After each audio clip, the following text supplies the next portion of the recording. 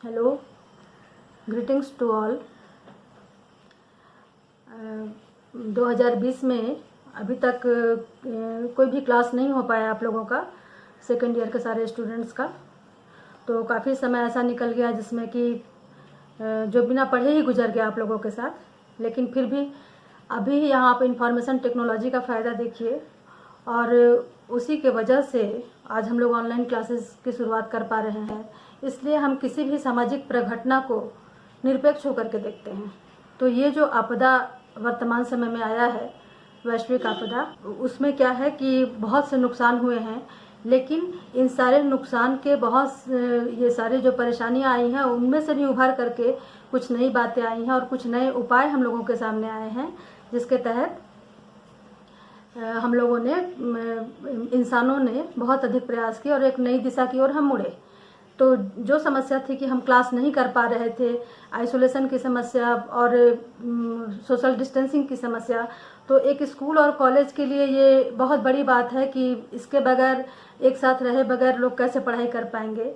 तो इन सब परेशानियों से निकलने के लिए ये एक बहुत अच्छा माध्यम है कि ऑनलाइन हम लोग क्लास के लिए जुड़े हुए हैं। और जहाँ तक हम और हमारे जैसे जितने भी शिक्षक हैं, हम लोगों का यही प्राथमिकता है, हम लोगों का यही प्रयास है कि जितने दिन आप लोगों का क्लास नहीं हो पाया है, तो वो सारे क्लास की भरपाई आप लोग को हो जानी चाहिए। और आने वाले साल में आप जब एग्ज़ाम देंगे तो आपके लिए कोई भी विषय ऐसा नहीं होना चाहिए कि आपको लगे कि ये आपने नहीं पढ़ा है या आपके लिए अछूता रह गया है। तो इस वजह से हम लोग आज ऑनलाइन क्लासेस जुड़ रहे हैं, हमारे सारे स्टूडेंट और हम जुड़ रहे हैं, और अपने अपने विषय को सिलसिलेवार ढंग से हम बताएंगे। और बताने के क्रम में आपके जो भी क्वेश्चंस वगैरह होंगे, तो अगर आप पूछना चाहते हैं तो उसके लिए हम लोग अलग से व्हाट्सएप ग्रुप बना लेंगे एक, और उसमें मेरे बताए हुए लेक्चर के बाद अगर आपको किसी पॉइंट में समझ में नहीं आता है तो आप उसमें मुझसे प्रश्न कर सकते हैं, और मैं व्यक्तिगत रूप से सारे प्रश्नों का उत्तर करूंगी आपके लिए। ठीक है? तो मैं डॉक्टर प्रतिमा पाठक, आपको पहले से ही पता है, समाजशास्त्र पढ़ाती हूँ आपके कॉलेज में, मारवाड़ी महाविद्यालय में। तो आपके जो भी सिलेबस में आपको जो भी बताना है, तो हम दोनों ने ही वो सिलेबस को बांट लिया है कि उस आपके सिलेबस में ए और बी 2 सेक्शन हैं, जिसमें कि ए सेक्शन में इंडियन सोसाइटी पढ़ना है आपको, और बी सेक्शन में पढ़ना है change and development of India. ठीक है? तो हम जो आपको बताएंगे वो बी सेक्शन के बारे में बताएंगे। और इसके अलावा भी अगर आपको इस सेक्शन में कहीं पे कोई डाउट हो, कुछ पूछना चाहते हैं, तो आप उसके लिए पूछ सकते हैं मुझसे। ठीक है? तो आज हम शुरू करने जा रहे हैं भारत में संरचनात्मक परिवर्तन की प्रक्रियाएं। तो इस चैप्टर में हम ये देखेंगे कि भारत के सामाजिक संरचना में कब और किस प्रकार से और किस कारणों से परिवर्तन हुए। ये प्रक्रियाओं के अंतर्गत हम पढ़ेंगे उपनिवेशवाद क्या है, औद्योगिकरण क्या है, और नगरीकरण क्या है। ठीक है? प्रसिद्ध समाजशास्त्री M.N. श्रीनिवास ने अपनी पुस्तक social change in modern India में भारतीय समाज में होने वाले सामाजिक परिवर्तनों को अनेक प्रक्रियाओं के रूप में स्पष्ट किया है। ऐसी प्रक्रियाओं को उन्होंने 2 भागों में बांटा है। पहला है सामाजिक परिवर्तन की संरचनात्मक प्रक्रियाएं, और दूसरा है सामाजिक परिवर्तन की सांस्कृतिक प्रक्रियाएं। तो यहाँ पे हम देखेंगे सामाजिक परिवर्तन की संरचनात्मक प्रक्रियाएं क्या हैं। ये वे प्रक्रियाएं हैं जो भारतीय समाज के परंपरागत ढांचे में होने वाले परिवर्तनों को स्पष्ट करती हैं। संरचनात्मक परिवर्तन की प्रक्रिया में उपनिवेशवाद, औद्योगिकरण तथा नगरीकरण महत्वपूर्ण प्रक्रिया है। एक क्षेत्र या राज्य का शासन किसी विदेशी सरकार द्वारा चलाया जाना उपनिवेशवाद कहलाता है। तो यहाँ पे हम देखेंगे कि भारत में उपनिवेशवाद का आरंभ इंग्लैंड की साम्राज्यवादी नीति का ही परिणाम थी। ठीक है, क्योंकि इंग्लैंड जो था वो 17वीं शताब्दी में बहुत ही शक्तिशाली राष्ट्र के रूप में उभरा था। औद्योगिक क्रांति के बाद बहुत शक्तिशाली राष्ट्र के रूप में उभरा था और उसके बाद उसकी नीतियां जो है वो पूरे विश्व को अपना उपनिवेश बनाने के लिए काम करने लगी और इसीलिए वे अनेक देशों पर अपना अधिकार स्थापित करते चले गए और उन देशों को अपने अधीन कर लिया। उपनिवेशवाद एक ऐसी दशा है जिसमें कोई साम्राज्यवादी और ताकतवर देश अपने से दुर्बल देश पर अधिकार करके वहाँ अपनी शासन और कानून व्यवस्था स्थापित कर लेता है तथा वहाँ के निवासियों को किसी भी तरह के राजनीतिक और न्यायिक अधिकार प्राप्त नहीं होते हैं। उस क्षेत्र के मूल निवासियों का सामाजिक और आर्थिक शोषण कर उन्हें कमज़ोर बनाना और अपनी साम्राज्यवादी ताकत को बढ़ाना होता है। तो क्योंकि हम जानते हैं कि लगभग 200 वर्षों तक अंग्रेज़ों का शासन भारत में चला, लंबे समय तक औपनिवेशिक शासन का प्रभाव भारतीय समाज पर पड़ा। भारतीय समाज की परंपरागत संरचना में अनेक परिवर्तन हुए, जिसके फलस्वरूप सामाजिक, सांस्कृतिक और अनेक आर्थिक परिवर्तन हुए। उपनिवेशवाद के कारण किस प्रकार से भारतीय समाज की आर्थिक संरचना में परिवर्तन आया? तो इंग्लैंड में क्या था, हम पहले ही जिक्र किए इस चीज़ का कि वहाँ पे औद्योगिक क्रांति हुई थी। तो इंग्लैंड में बड़े बड़े उद्योग तो स्थापित किए गए थे, किंतु उन उद्योग को चलाने के लिए, उसमें डालने के लिए रॉ मटेरियल नहीं थे उनके पास, उसके लिए कोयला उनके पास नहीं था। बहुत से जो प्राकृतिक संसाधन उद्योगों को चलाने के लिए लगते हैं, वस्तुओं के उत्पादन के लिए लगते हैं, वो रॉ मटेरियल इंग्लैंड के पास नहीं था। तो जहाँ जहाँ जिस जिस देश को उन्होंने अपना उपनिवेश बनाया था, तो उस देश से उन्होंने उन कच्चे पदार्थों का, उन रॉ मटेरियल्स को वहाँ से दोहन करके इंग्लैंड ले जाते और वहाँ पे अपने कारखानों में वस्तुओं को उत्पादित करके पुनः अपने उपनिवेश वाले देश में बेचते थे। तो इस प्रकार भारत में आर्थिक संसाधनों का दोहन कर तेजी से इंग्लैंड की अर्थव्यवस्था को मजबूत करने के लिए निर्यात किए जाने लगे। साथ ही कहीं भी हुए विद्रोहों को दबाने के लिए, अपने सैन्य शक्ति भेजने के लिए रेल एवं यातायात का विस्तार किया। इस प्रकार योजनाबद्ध रूप से परिवर्तन को लाने का प्रयत्न किया गया। तो उपनिवेशवाद के कारण भारत की संरचना कैसे बदली? क्योंकि यहाँ पे सबसे पहले क्या हुआ कि अंग्रेज़ों ने यहाँ के प्राकृतिक संपदा और यहाँ के कृषि के जो उत्पादन होते थे, पटसन और जितने भी लौह वगैरह हुए, लौह अयस्क वगैरह हुए, जो भी ज़मीन के अंदर से खनिज लवण वगैरह निकलते थे, खनिज पदार्थ निकलते थे, तो इन सब चीज़ों का उन्होंने अंदाज़ा लगा लिया। उन्हें भारत में रह के ये पता चल गया कि एक बहुत ही समृद्धशाली देश है और जितनी भी चीज़ों की आवश्यकता उनको है वो सारी चीज़ें यहाँ उपलब्ध है। तो उन सब चीज़ों को आसानी से बंदरगाह तक ले जाने के लिए उन्होंने पूरे भारत में रेल और सड़क मार्ग का जाल बिछाया। जो अंग्रेज़ों के द्वारा बहुत ज़्यादा शोषण किए जा रहे थे, भारतीय लोगों का बहुत शोषण किया जा रहा था, तो स्वाभाविक है कि जब शोषण का हद बहुत ज़्यादा बढ़ जाता है तो उसकी प्रतिक्रियाएं होने लगती हैं, और जब प्रतिक्रियाएं होती हैं तो वहाँ पे विद्रोह भी पनपेगा। तो कहीं भी अंग्रेजी शासन के विरुद्ध हुए किसी भी विद्रोह को दबाने के लिए अंग्रेजी गवर्नमेंट जो है वो अपनी सेना को जल्दी से जल्दी वहाँ पहुँचाने के लिए सड़कों का और रेल मार्गों का उपयोग करती थी।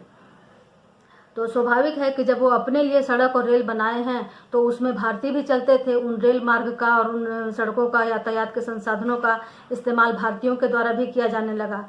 तो इससे क्या हुआ कि हमारी पारंपरिक जो यातायात के साधन थे, हमारी पारंपरिक व्यवस्थाएं जो थी वो पिछड़ी हुई थी। तो जब मशीनों के आविष्कार से और जब मोटर के इस्तेमाल से और इंजन के इस्तेमाल से आसानी से यहाँ से वहाँ जाया जा सकता था, तो इससे हमारे जो सामाजिक व्यक्ति थे, हमारे लोग जो थे, वो भी इनका इस्तेमाल करके उनकी सामाजिक गतिशीलता बढ़ने लगी और वो यहाँ से वहाँ दूर दूर भी आना जाना शुरू किए और देश के बाकी लोगों के साथ संपर्क साधना उनके लिए भी आसान हो गया। तो ये जो था आर्थिक संरचना में परिवर्तन आने लगा, हमारे जीवन शैली में परिवर्तन आने लगा। तो इसका एक और ये था कि इंग्लैंड और गांवों से नगरों को जोड़ने के लिए रेल एवं यातायात के मार्ग का निर्माण किया जाने लगा। दूसरी ओर भारत की उत्पादित वस्तुओं पर भारी निर्यात शुल्क लगाया जाता, फलस्वरूप भारत की परंपरागत उद्योग पूरी तरह से नष्ट हो गए। तो देखिए अब ये है कि यहाँ के सारे कच्चे माल को इंग्लैंड भेजा जाने लगा। तो हमारे देश में जो भी लघु और कुटीर उद्योग थे, जो अपने यहाँ छोटी छोटी वस्तुओं का निर्माण करते थे और उसे बाज़ारों में बेच करके वो अपने लिए पैसा कमाते थे, तो यहाँ से जो कच्चे माल भेज करके वहाँ उत्पादित वस्तुओं को भारत लाया जाता था। बहुत अधिक निर्यात के मूल्य का टैक्स देना पड़ता था लोगों को और अपने ही वस्तुओं का, अपने ही संसाधनों का बने हुए जो वस्तु होते थे उसे महंगे मूल्यों पर भारत के लोगों को लेने के लिए मजबूर किया जाता था, जिसके कारण क्या हुआ कि यहाँ के परंपरागत उद्योग धंधे जो हैं वो लगभग पूरी तरह से नष्ट होने लगे। और क्या है, इंग्लैंड की नीतियों के फलस्वरूप ग्रामीण उद्योग धंधों और दस्तकारी से आजीविका उपार्जित करने वाले ग्रामीण लोग पूरी तरह से बेरोजगार हो गए। इसके साथ ही साथ ग्रामीण क्षेत्रों में राजस्व वसूलने के लिए जमींदारी व्यवस्था आरंभ कर दी गई, जिसमें जमींदारों ने भी मनमानी आरंभ कर दी। ऋणग्रस्तता बढ़ी, ब्याज के पैसे नहीं देने पर जमीन हड़प लिए गए तथा किसानों को बंधुआ मजदूर बनने को विवश होना पड़ा। तो यहाँ पे हम देखते हैं कि जब ईस्ट इंडिया कंपनी जो है वो पूरी तरह से भारत को अपने चंगुल में ले लेती है, तो क्योंकि हम जानते हैं कि भारत एक कृषि प्रधान देश है और यहाँ की अर्थव्यवस्था उस समय पूरी तरह से कृषि पर ही आश्रित थी और कृषि पर ही निर्भर थी। तो इसी के लिए उन्होंने, अंग्रेज़ों ने जमींदारी व्यवस्था आरंभ की और कुछ लोगों को जो अंग्रेज़ों के पिट्ठू हुआ करते थे, उस समय कुछ भारतीय ऐसे भी थे जो अंग्रेज़ों को अपनी सेवाएं प्रदान करते थे और उनका समर्थन करते थे। वैसे भारतीयों को उन्होंने जमींदार के रूप में नियुक्त किया और नियुक्त करने के साथ ही साथ उन्हें बहुत से गांव दिए गए और बहुत से लंबे चौड़े क्षेत्र का मालिक उन्हें बनाया गया। और उसके अनुसार उस लंबे चौड़े क्षेत्र में जो भी छोटे किसान हुआ करते थे, तो उनसे कृषि के उत्पादन के बाद राजस्व वसूलने की व्यवस्था भी जमींदारों को ही सौंप दी गई। परिणाम स्वरूप ये हुआ कि हर साल फसलों का उत्पादन बहुत अधिक नहीं होने के बावजूद भी जमींदार जो है वो किसानों को इस बात के लिए बाध्य करते थे कि उन्हें किसी भी हालत में वो टैक्स का जो पैसा है या ब्याज की जो रकम है वो देनी ही पड़ेगी, राजस्व उन्हें देना ही पड़ेगा। तो इस प्रकार हम देखते हैं कि वो अगर गरीब किसान राजस्व नहीं दे पाते थे तो जमींदारों के द्वारा उनका बहुत शोषण किया गया और धीरे धीरे करके कर्ज में इस तरह लाद दिया गया कि उनकी ज़मीन का पूरा मूल्य जो है उनके ब्याज चुकाने में ही निकल गया और इस तरह से अच्छे भले किसान भी भूमिहीन किसान के रूप में परिवर्तित हो गए। हम देखते हैं कि जमींदारों को इतने अधिकार दिए गए कि वो गरीब किसानों के ज़मीन को, जिसका वो टैक्स नहीं चुका पाए, उन गरीब किसानों की ज़मीन को वो जमींदार लोग नीलाम कर दिया करते थे, ऊंची बोली लगा करके उनकी ज़मीनों को बेच दिया करते थे। तो जिसके परिणाम स्वरूप एक ऐसा भी वर्ग का उदय हुआ भारतीय ग्रामीण समाज में उपनिवेशवाद के कारण। एक यहाँ की अर्थव्यवस्था में इस प्रकार परिवर्तन आई कि एक ऐसा भी वर्ग उदय हुआ जिसके पास पैसा था, जमीन नहीं थी उसके पास, लेकिन वो सेठ साहूकार का वर्ग था जो गरीबों को ऋण दिए करते थे। वैसे वर्ग था जिनके पास पैसा था, तो वो लोग अपने पैसे का इस्तेमाल करके नीलाम हो रही भूमि को बहुत अधिक मात्रा में खरीदने लगे। और इस प्रकार हम देखते हैं कि जमींदारों ने अंग्रेजों की शक्तियों को भी भारत में बहुत अधिक बढ़ाने में मदद किया। इसके बाद हम देखते हैं समय समय पर अकाल पड़ने के कारण ग्रामीणों के सामने भूखमरी की एक गंभीर समस्या ने बहुत बड़ा रूप ले लिया। या मोटे तौर पे हम कह सकते हैं कि किस प्रकार से अंग्रेजों ने भारत को पूरी तरह से निचोड़ लिया। यहाँ के जो मेन पिलर थे हमारे कृषक हमारे मेन पिलर थे, और कृषकों को ही पूरी तरह से तोड़ दिया गया। और अंग्रेजों ने भारत के विकास को रोकने के लिए, भारत की अर्थव्यवस्था को सुदृढ़ होने से रोकने के लिए और भी एक प्रयास किए कि उस समय पूरे विश्व का परिदृश्य यही था कि हर जगह औद्योगिक क्रांति हो रही थी और हर देशों में बड़े बड़े उद्योगों की स्थापना की जा रही थी। लेकिन अंग्रेज उस समय भारत में उद्योग की स्थापना नहीं करने देना चाहते थे। यहाँ के कुछ बड़े बड़े पूंजीपति ये चाहते थे कि भारत में भी बड़े उद्योगों की स्थापना की जाए, लेकिन अंग्रेज नहीं चाहते थे।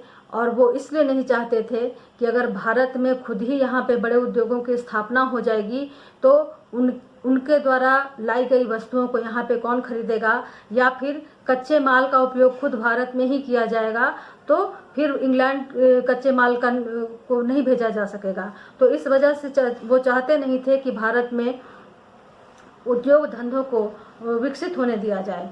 पटसन, कपास, तिलहन और चाय की खेती आरंभ तो की गई, लेकिन पैदावार पूरी की पूरी इंग्लैंड ही निर्यात किए जाते थे, जिससे व्यावसायिक फसलों का कोई भी लाभ ग्रामीणों को नहीं मिल सका। तो हम ये देखते हैं कि ये जो फसल है, पटसन, कपास, तिलहन और चाय, ये सब जो है ये व्यावसायिक फसल कहलाते हैं। इनमें पैसा इन्वेस्ट करने से कृषकों को, ग्रामीणों को बहुत फ़ायदा होता है। लेकिन ये सारे फसल जो यहाँ उत्पादित किए जाते थे, ये सारे के सारे एज इट इज़ इंग्लैंड भेज दिए जाते थे और यहाँ के ग्रामीणों को, यहाँ के कृषकों को इसका कोई भी लाभ नहीं मिल पाता था। भारत में संरचनात्मक परिवर्तन की प्रक्रियाएं काम करने लगी। पहले हमारा देश जो था वो राजतंत्र था, अलग अलग सूबों में, अलग अलग क्षेत्रों में, अलग अलग राजाओं के क्षेत्रों में हमारा देश बटा हुआ था। तो वो पारंपरिक समाज का परिवेश था। तो भारत की समाज की संरचना में परिवर्तन आना शुरू हुआ उपनिवेशवाद के कारण। ठीक है, कि जब एक साम्राज्यवादी ताकत जो है वो भारत को कमज़ोर समझ करके उस पर अपना साम्राज्य स्थापित कर लेता है, और इस प्रकार से उसके चंगुल में आने के कारण भारत जो है वो एक उपनिवेश के रूप में रह जाता है। और जब हम किसी के संपर्क में आते हैं तो स्वाभाविक है कि बहुत वर्षों तक उसका आपका साथ बना रहता है। तो उसके सांस्कृतिक जीवन, उसके सामाजिक जीवन से भी हम प्रभावित होने लगते हैं। और 200 साल तक अगर हमारे यहाँ वो शासन किए तो इसका मतलब है कि वो हमारे सामाजिक व्यवस्था में आमूलचूल परिवर्तन कर दिए, समाज की संरचना में आमूलचूल परिवर्तन कर दिए।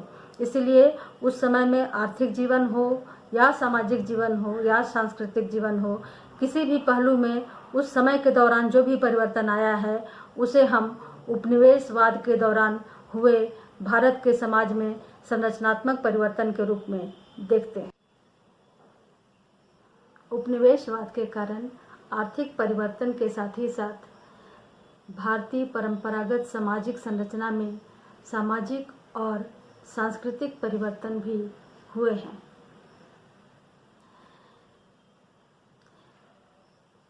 पूरे देश में अंग्रेजी शासन को सुचारू रूप से चलाने के लिए देश को अनेक प्रांतों, जिलों और तहसीलों में बांट दिया गया और पूरे भारत में एक समान दंड संहिता लागू की गई।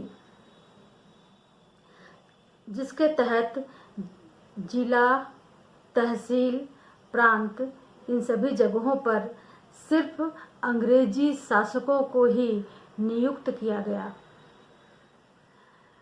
ब्रिटिश शासन के दौरान भारत की न्यायिक प्रक्रिया भी अंग्रेजी शासन के तहत स्थापित की गई, जिसमें कि जाति, धर्म और क्षेत्र सारे जो हैं वो समानता पर आधारित थे।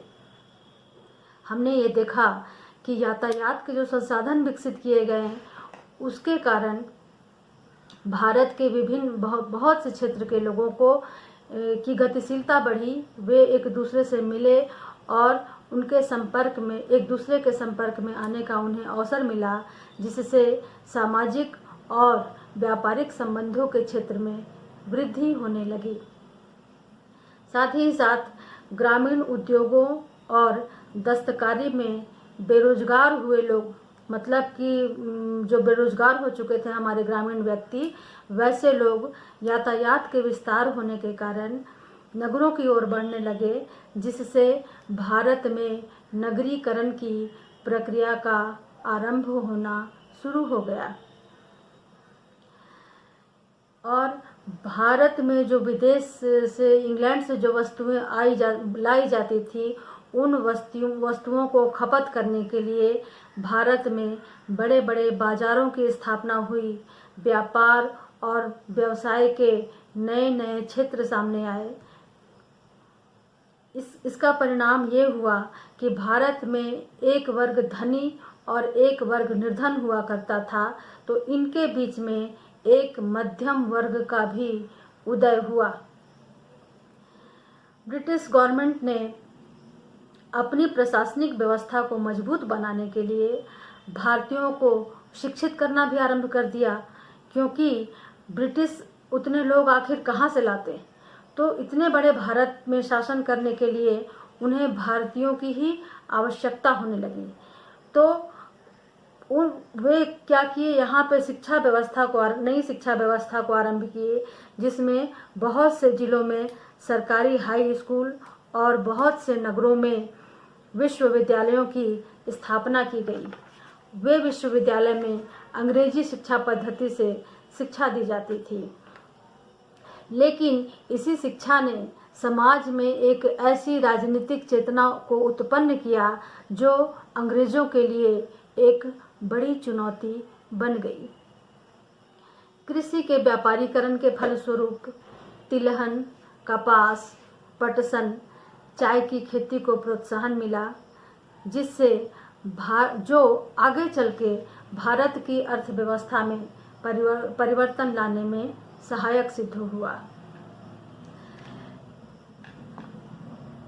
इस प्रकार हम देखते हैं कि ब्रिटिश गवर्नमेंट के कारण नुकसान के साथ साथ कुछ कुछ लाभ भी हुए। उसी के अंतर्गत ब्रिटिश काल में ही भारत में पहली बार संचार के साधनों का विकास होना शुरू हुआ। प्रेस, समाचार पत्र, रेडियो आदि ने भारत के खबरों का प्रसारण कर यहाँ की जनता को एकता के सूत्र में बांधने का कार्य किया। अपने सांस्कृतिक प्रभाव को बढ़ाने के लिए ईसाई मिशनरियों द्वारा देश के पिछड़े हिस्सों में ईसाई धर्म का प्रचार प्रसार किया जाने लगा और जनजातियों और गरीबों और दलितों के शोषण का लाभ उठा करके यहाँ लोगों का धर्म परिवर्तन करवाने की दशा ने भी भारत में सामाजिक और सांस्कृतिक परिवर्तन को प्रभावित किया। तो इस प्रकार हम देखते हैं कि उपनिवेशवाद के कारण भारत के आर्थिक, सामाजिक और सांस्कृतिक ढांचे में बहुत परिवर्तन आए। अब इसके बाद हमें ये देखना है कि उपनिवेशवादी शासन का परिणाम क्या रहा। भारत में उपनिवेशवादी शासन का परिणाम क्या रहा, तो इसके परिणाम के तहत हम ये देखते हैं कि सबसे पहला परिणाम ये है कि भारत में समाज सुधार आंदोलन चलाए गए। 18वीं शताब्दी के समय में भारत का ये परिदृश्य था कि उस समय यहाँ पे बहुत सी कुरीतियाँ विकसित थी, बहुत सी कुरीतियाँ यहाँ पे चल रही थी जिसको कि बदलने की आवश्यकता थी। तो इस काल में भारत में उत्पन्न हुई एक नई चेतना ने भारत के अनेक लोगों को समाज सुधार की प्रेरणा दी। तो हम जैसे पहले ही बता चुके कि अंग्रेजी शिक्षा का विकास होना भारत में शुरू हो गया था और भारत के कुछ धनी मानी और संपन्न घर के लोग जो होते थे वो विदेशों में जाकर के भी शिक्षा पाना शुरू किए, जिनमें एक प्रमुख रूप से राजा राम मोहन राय का भी नाम लिया जाता है। तो जब वे विदेश गए शिक्षा पाने के लिए और वहाँ के सामाजिक व्यवस्था को उन्होंने देखा कि किस तरह महिलाओं को बराबर का अधिकार दिया गया है, समानता का अधिकार दिया गया है, उनके प्रति कोई शोषण नहीं है, कोई व्यक्ति वहाँ दलित और कोई उच्च जाति का नहीं है, सभी व्यक्ति समान है। तो ये बातें जो है वो मानवता के लिए बहुत उपयोगी बातें हैं। तो इन सब चीज़ों को जब वहाँ पे देख के आए, अंग्रेजी शिक्षा के प्रभाव में जब आए वो लोग, तब उन्होंने भारत आकर के उस समय के भारत के समाज में जितनी भी बुराइयाँ थी, गरीबों के प्रति और दलितों के प्रति और महिलाओं के प्रति जितने भी अत्याचार हो रहे थे हमारे समाज में, उन सब अत्याचारों के विरोध में उन्होंने आवाज़ उठाना शुरू किया। तो इसके लिए राजा राम मोहन राय ने महिलाओं के लिए बहुत सा काम किया, जिसके तहत सती प्रथा, बाल विवाह, बहुपत्नी विवाह और संपत्ति के क्षेत्र में स्त्रियों के शोषण का विरोध राजा राम मोहन राय ने किया। उन्होंने स्त्री शिक्षा के लिए काम किया, महिलाओं को भी एजुकेशन मिलना चाहिए, विधवा पुनर्विवाह के लिए उन्होंने काम किया, उस पर बल दिया। और उनके साथ ही साथ राजा राम मोहन राय के साथ महात्मा ज्योतिबा फुले का भी नाम लिया जाता है। उन्होंने समाज सुधार के लिए दलितों के साथ हो रहे शोषण के विरोध में उन्होंने बहुत आवाज़ उठाई। दयानंद सरस्वती ने आर्य समाज की स्थापना की, धार्मिक अंधविश्वासों का और जाति के भेद को दूर करने का उन्होंने प्रयास किया। और उनके रामकृष्ण परमहंस के शिष्य स्वामी विवेकानंद ने भी धर्म को मानवतावादी रूप देने के लिए ब्रह्म समाज की स्थापना की। तो इस प्रकार हम देखते हैं कि उपनिवेशवादी शासन के दौरान भारत में समाज सुधार आंदोलन के अनेक कार्य किए गए। इसके बाद दूसरा है राष्ट्रीय स्वतंत्रता आंदोलन।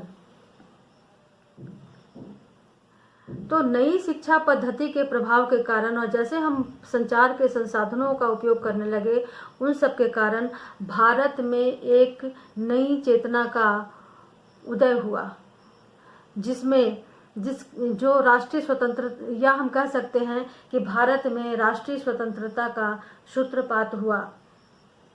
इसमें इस स्वतंत्रता आंदोलन में अनेक लोगों ने अपनी आहुतियाँ दी। ये स्वतंत्रता आंदोलन लगभग 100 वर्षों से ज़्यादा चला, जिसमें कि कई पीढ़ी के लोगों ने अपने जान न्यौछावर किए और उन आंदोलनों को एक सही दिशा देने और सफलता की ओर बढ़ने में जिन प्रमुख क्रांतिकारियों का, प्रमुख वीरों का जो नाम लिया जाता है, उनमें सर्वप्रथम बाल गंगाधर तिलक, गोपाल कृष्ण गोखले, लाला लाजपत राय, गांधी कहने का मतलब है मोहनदास करमचंद गांधी। आप आज के गांधी परिवारों को इसमें नहीं जोड़ के देखेंगे, ये स्वतंत्रता सेनानी नहीं थे, ठीक है। गांधी, नेहरू, दादा भाई नौरोजी, सरदार वल्लभ भाई पटेल, सुभाष चंद्र आदि ने जो अंग्रेजी शिक्षा प्राप्त करके आए थे, उन सभी ने मिलकर के राष्ट्रवाद का बिगुल फूंका और यहीं से राष्ट्रीयता का सूत्रपात हुआ और राष्ट्रीय स्वतंत्रता आंदोलन का अभ्युदय हुआ।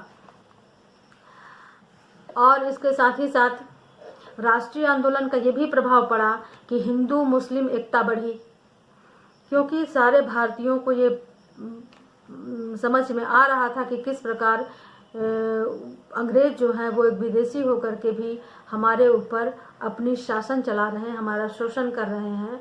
तो उस समय के जो जितने भी निवासी थे, हिंदू मुस्लिम थे, वो लोग एकता के सूत्र में बंधे और अंग्रेज़ों का विरोध किया और उन देश में एक राजनीतिक चेतना जगाने के लिए सभी ने, हिंदू और मुस्लिम सभी ने मिलकर के अपना योगदान दिया और इससे भारत में एक सांझी संस्कृति विकसित हुई।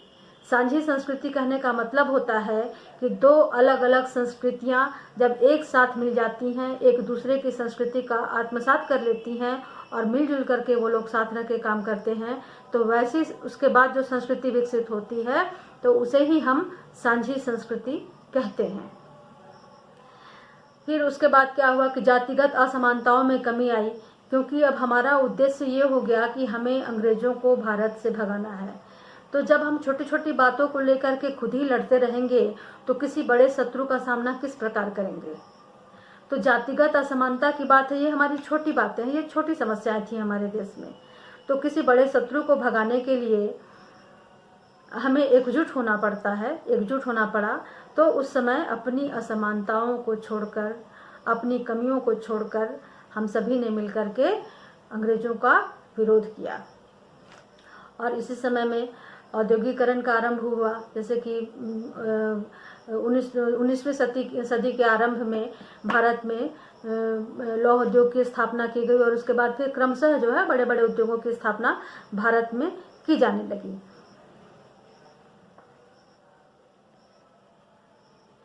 और जब उद्योगों की स्थापना की जाने लगी तो इससे नगरीकरण का भी विकास हुआ। स्वाभाविक है कि जब बड़े बड़े उद्योग स्थापित किए जाते हैं तो उसमें काम करने वाले कर्मचारियों की भी आवश्यकताएं होती है। पढ़े लिखे कर्मचारी और काम में कुशल कर्मचारी की आवश्यकता होती है। और उद्योगों की स्थापना होने का लाभ ये हुआ कि बहुत से लोग उद्योग में काम करने के लिए आकर्षित हुए और गांव छोड़ के नगर उद्योग की ओर गए और उद्योगों के आसपास बड़े बड़े नगरीय क्षेत्र स्थापित हुए। जैसे कि जमशेदपुर या टाटानगर इसी का एक उदाहरण है कि वहाँ पे बड़े उद्योगों की स्थापना की गई। उसके बाद आज के समय में वो जगह विकसित होकर के एक बड़े नगर के रूप में और एक संपन्न नगर के रूप में देखा जाता है। और इसके बाद ये भी एक हुआ कि अंग्रेज़ों के उपनिवेशवाद के ही परिणाम स्वरूप क्या हुआ कि जनजातियों का बाहरी समूह से संपर्क हुआ। तो हम जनजातियों के बारे में ये जानते हैं कि प्रायः ये जंगलों में रहने वाले एक ऐसा मानव समूह है जिसका एक अपना निश्चित निवास स्थान होता है, उनकी अपनी बोली होती है, उनकी अपनी संस्कृति होती है और बाहरी जीवन से वे संपर्क नहीं रखना चाहते। अपनी एकता और अपनी सुरक्षा के प्रति वो बहुत ही सजग होते हैं। तो प्रायः इनका निवास स्थान और जंगलों की जो संपत्ति होती है उन पर इनका अधिकार होता है और उन संपत्तियों और उन वन्य संपदाओं पर ही आधारित इनकी जीवन शैली होती है। तो जब अंग्रेज यातायात के संसाधन विकसित करने लगे तो उस दौरान कई एक जगहों को, कई एक जंगलों को पर इनका हस्तक्षेप हुआ और बहुत से जनजातियों की भूमि को ये लोग छीन लिए, ये लोग झपट लिए उनसे और उन्हें उनके स्थान से हटा दिया गया। क्योंकि जनजातियों की बोली भी अलग होती है, भाषाएं भी अलग होती है और वे बहुत प्राकृतिक रूप में रहते थे जंगलों में, तो उनका दमन करना अंग्रेज़ों के लिए आसान रहा। उनको बहुत आसानी से वो दमन किए और उनके क्षेत्र से, पर्वतों से, जंगलों से उन्हें वंचित कर दिए। और जिसका परिणाम ये हुआ कि जब जनजाति अपने क्षेत्र से हटा दिए गए, उनको वहाँ से हटने को विवश होना पड़ा, तो धीरे धीरे वो नगरों के संपर्क में आने शुरू हुए। तब वे बाहरी दुनिया के संपर्क में आने शुरू हुए और इस प्रकार उनका सांस्कृतिक सम्मिश्रण हुआ। वो दूसरे संस्कृति के लोगों से मिलना जुलना शुरू किए, उनकी भाषाओं को समझने लगे और इससे क्या हुआ कि धीरे धीरे पर संस्कृति ग्रहण की प्रक्रिया आरंभ हुई। तो यहाँ पे पर संस्कृति ग्रहण कहने का मतलब ये है कि जब एक संस्कृति के व्यक्ति दूसरे संस्कृति के संपर्क के लोगों के संपर्क में आते हैं और उनकी चीज़ों को, उनकी भाषाओं को, उनके ज्ञान को, उनके तौर तरीक़ों को, उनकी जीवन शैली को सीखना शुरू कर देते हैं और अपने आप में आत्मसात करने लगते हैं, उसी के अनुसार जीवन जीने लगते हैं। तो इसी प्रक्रिया को पर संस्कृति ग्रहण कहा जाता है। ठीक है। तो जनजातियां भी जो है वो जंगलों से निकल करके अब फिर बाहरी समूह में मिलना, संपर्क करना उनका शुरू हुआ। तो यहाँ पे हम देखते हैं कि नए सामाजिक मूल्यों का विकास भी हुआ। तो जब भारतीय समाज परंपरावादी तथा धर्म प्रधान समाज था, वो अंग्रेजी शिक्षा के कारण क्या हुआ, समानतावादी सोच की ओर अग्रसर हुआ, जिसके कारण कि वैज्ञानिक चिंतन, तर्क और मानवतावाद पर आधारित नए सामाजिक मूल्यों का विकास हुआ। इस प्रकार हम देखते हैं कि भारत की राजनीतिक दशा में ही नहीं अपितु सांस्कृतिक संरचना में भी उपनिवेशवाद के कारण अनेक परिवर्तन हुए हैं। तो उपनिवेशवाद है वो भारत को बहुत नुकसान तो दिया ही, लेकिन क्योंकि भारत की भौगोलिक दशा इस तरह से है कि हम तीनों ओर से पानी और एक ओर से हिमालय पर्वत से घिरे हुए हैं, तो हमारे देश का विश्व के साथ संपर्क बिल्कुल न के बराबर था। ठीक है, हम विकसित थे, भारत समृद्धशाली राष्ट्र था, लेकिन फिर भी बाहर की दुनिया में क्या परिवर्तन हो रहे थे, किस तरह उद्योगों का विकास हो रहा था, किस तरह संचार के संसाधन बढ़ रहे थे, उन सब चीज़ों से भारत अछूता था। तो इन सब चीज़ों के को हम तक पहुंचाने का कार्य किसने किया है, तो इन सब चीज़ों को पहुंचाने का कार्य अंग्रेज़ों ने किया है। उसी के कारण से ये सारा विकास हुआ है। ठीक है, तो हमारे पूर्वज काफ़ी नुकसान उठाए इन चीज़ों के लिए, लेकिन वर्तमान समय में भारत भी विकास के क्रम में विश्व के साथ कदम से कदम मिलाकर चल रहा है। ये उपनिवेशवाद का ही एक परिणाम के रूप में हमें स्वीकार करना चाहिए। आज के लिए बस इतना ही है। कल के क्लास में हम लोग औद्योगिकरण या इंडस्ट्रियलाइजेशन क्या है इसके बारे में पढ़ेंगे और फिर इसी तरह क्रमशः हम हर अध्याय को पढ़ते हुए आगे बढ़ते जाएंगे। धन्यवाद।